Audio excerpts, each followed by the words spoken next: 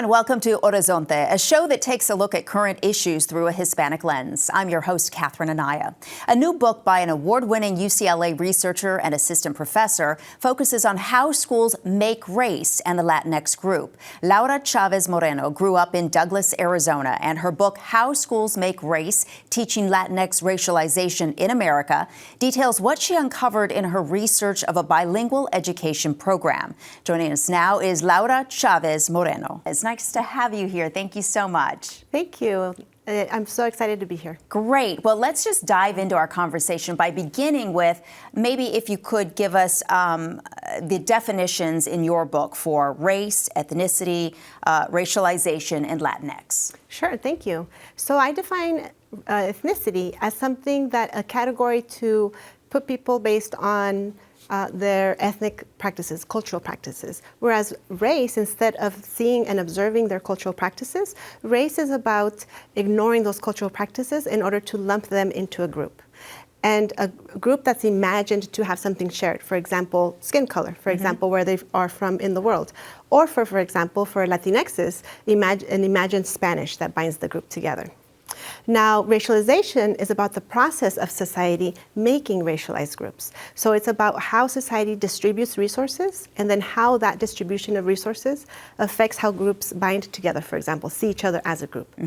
And Latinx I use to challenge gender binaries, to challenge patriarchy, and also as a reminder that Latinx is different from Latin American, and to remind the X to remind us to X out or to cross out the Latin, which is a European-imposed term for the continent. Okay, great. Thank you for defining those for us. So let's go back to the process that you mentioned. You are a big supporter of Spanish-English bilingual education.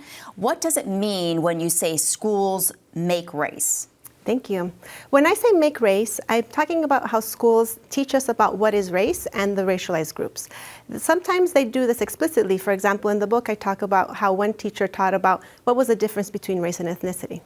But most of the times, schools are teaching about race through implicit ways. So for example, talking about how it distributes resources. Schools are major institutions in our society, and they distribute resources based on racial groups. And that causes patterns that we notice in our society. So patterns based on who receives awards, who receives, for example, who's able to enroll in advanced classes.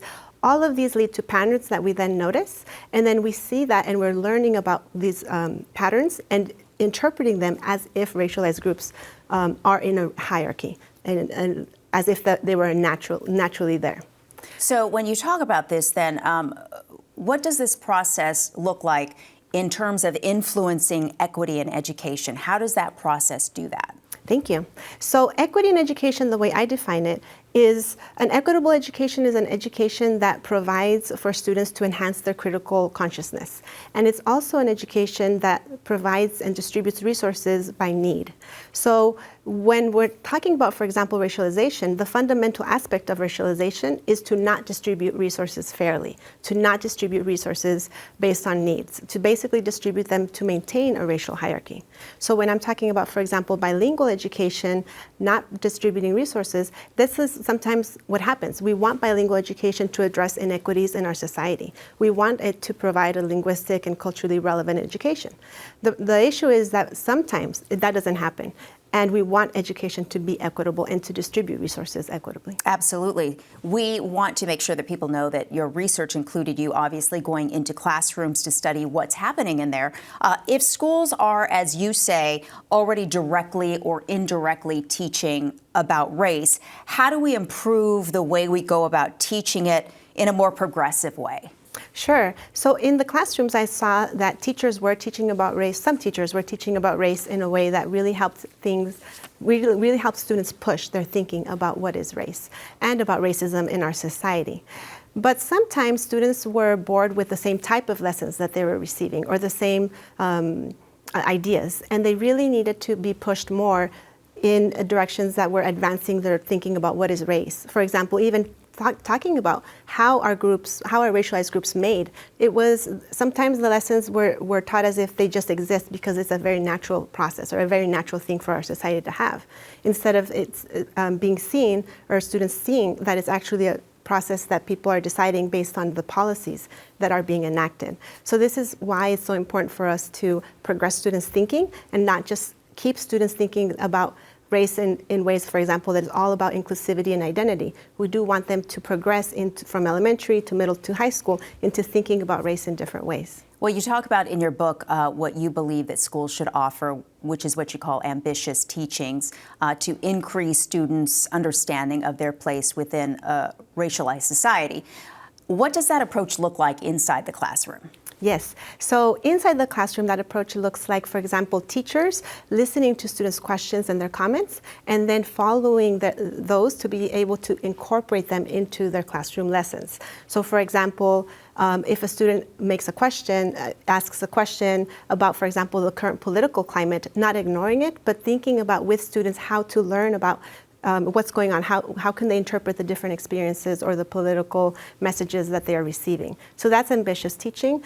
Also, I say ambitious teaching, like I mentioned it before, is this progression of learning about racial ideas. And by the time they're in high school, I think that students should learn about race making or how society is distributing resources and forming these racialized groups. But how do you go about doing that, especially in a climate like you mentioned, what we're dealing with now, where there are so many limitations on teachers? Can you talk a little bit about that? Yes, there's so many limitations right now, like you say. And the issue is that our society has never had this political will, this commitment to see very clearly that actually race is a very important thing in our society. We have thought a lot about, for example, how students need to learn about their mathematical world, but we haven't really thought about enhancing their thinking about race and our social structures in our society. One of the things that we need to do is support teachers in doing this work, because it's very difficult work because, like you mentioned, all the limitations. And one of those limitations is, for example, not having curriculum that teachers can use in order to advance students' thinking. It's very challenging. Yes. What do you hear from teachers when it comes to that? One of the things is that they're exhausted because they have to find different things for them to be able to teach students. And in bilingual education, that was also important because they didn't have as many resources in Spanish. So in order for them to maintain teaching in Spanish, they really needed to either translate resources that were in English, and that exhausted teachers. So teachers really needed support in order for them to have these type of lessons for their students. That's one aspect. Another thing now is also teachers now are really scared also because of if I'm going to say something that's going to get me in trouble or is going to get me reprimanded. So that's also something that's very limiting for teachers. And you have some experience when it comes to limitations, maybe not these exactly, but you know, you were a former Spanish teacher. You've taught various subjects and to all ages as a researcher. You've been in many classrooms, including Arizona, where we are still the only state with English-only legislation. What is the impact of this on racialization of Latinx students? Thank you. So it is unfortunate that Arizona has that as one of the things that it identifies it. So one of the things that I show in the book is that Latinx, although some people think of it as just an ethnicity, it's actually also a racialized group, a racial group. And one of the things that I show is that the ways that the society is treating the Latinx group, for example, not providing bilingual education, not providing ethnic studies or Mexican American studies, for example, in Tucson, Arizona, all of these lead to, for example, not distributing what the students need, the type of education that they need, withholding an equitable education from students. So this is also really important for us to recognize how the Latinx group is being discriminated against in order for us to then be in solidarity with other racial groups against the struggle against racism. So in your opinion then, how do educators and families go about supporting this kind of work that you're writing about? Thank you. So all of us need to recognize that race matters in our society. And for teachers in particular, I recommend making sure to connect with others, to be able to join organizations and learn from other teachers who are committed to this work. That's very important.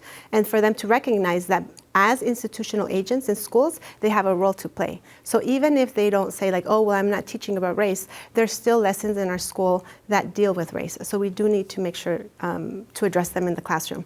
Now, in terms of administrators and leaders, they have to work to also shield teachers from these political wills and these attacks on teachers. And parents need to do their part also and advocate in school boards for this type of curriculum to be included in their schools. Communities also have to support teachers in this work, and they also have to provide adequate funding to schools. Students also have a role to play. Students need to make sure to advocate for themselves and for their bilingual education and for ethnic studies. Well, it's difficult at times. I know that you are doing research in Arizona, not for this book that you just published, but for future research. Tell me a little bit about what you have noticed. So teachers are committed. They understand that there are injustices. One of the things that they're scared of is this climate right now, this political climate of how do I deal with this. Some teachers are also feeling like I'm not supported, and I wasn't trained to teach about this. So not being supported and not having the training really limits them. I have to mention, the book just won an award from the American Association of Hispanics in Higher Education. Congratulations on that. So when you're talking to teachers here in Arizona and across the country, what is the feedback, and not just teachers, but educators in general, what is the feedback that you're receiving with your book? Thank you. I'm very excited that it won the award, and I'm very excited that people have been interested in talking with me about this. The book, I feel, people are telling me that it's complicating their ideas about what is race and how our society makes race. So I'm very excited about that. That was the goal. And teachers are also telling me that it's very accessible to them. People are telling me that it's accessible reading. So I'm excited about that. And I'm excited that I've been invited to, for example, academic conferences, universities also. I just came back from a trip from Brown University, Harvard University, and North Carolina University. And then I've also been invited to talk with teachers in Texas and Virginia and in North Carolina. So I'm very excited to talk with others, to hear about their different perspectives about what this brings up for them. And I'm excited to hear about your viewers and what they think about the book. Yes, absolutely. And clearly that means that people are definitely interested in finding out exactly what your research has uncovered. So we encourage everyone to check it out. Thank you so much for joining me here on Horizonte. It is good to meet you in person. Thank you. Appreciate it so much. Thank you. That's our show. For Horizonte and Arizona PBS, I'm Catherine Anaya. Thank you so much for watching.